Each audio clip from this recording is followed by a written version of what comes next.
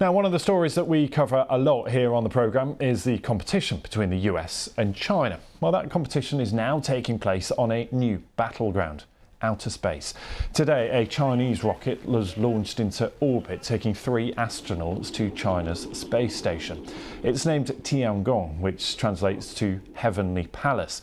Well, one of the crew members on the Shenzhou 16 mission, Gi Haochao, is the first Chinese civilian to go into space.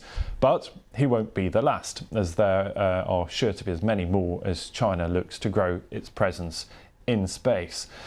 So what does all of this mean for the United States and for NASA? I'm pleased to say that former NASA astronaut who was once commander on the International Space Station, that's Leroy Chiao, joins us now. Leroy, thank you for being with us.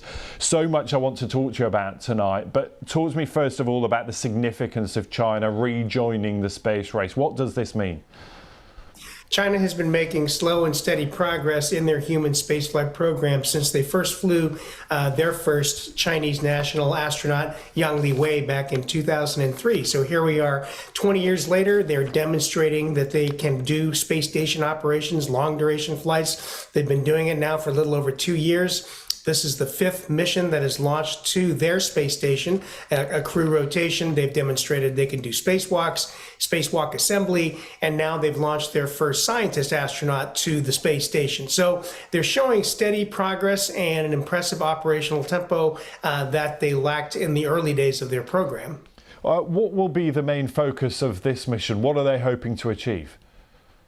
They're hoping to continue to show that they can smoothly conduct operations aboard a space station. It's been permanently crewed since it was finished built. They finished building it in 2021, and the addition of a science astronaut, that means that person's main job is going to be doing the actual investigations, the research work, while the other 2 astronauts will be helping with that. Their primary job will be to do the maintenance, the scheduled maintenance on the station, as well as to fix things that break down and make sure that everything is still working well. And of course, China trying to play catch up with both the United States and Russia after maybe belatedly matching their milestones each and every time. Is there a chance for China to get ahead here?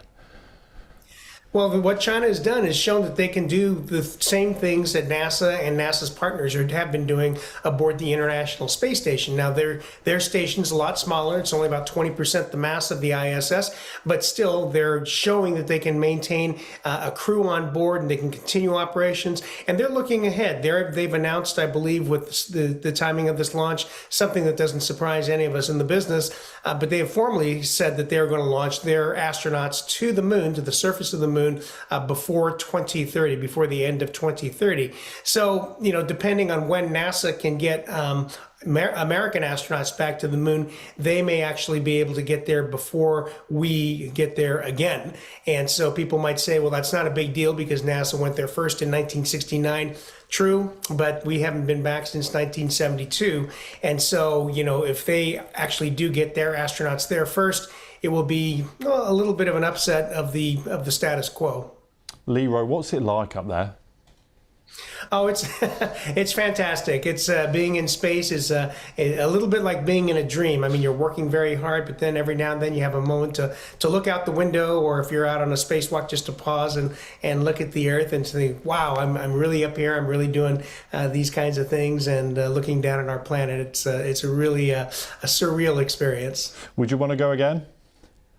I would love a chance to go to the moon. I've spent, a little over 229 days in orbit, so I feel like I've kind of done that. It's like eating a big meal. I'm not hungry again yet, but I would love a chance to go to the moon.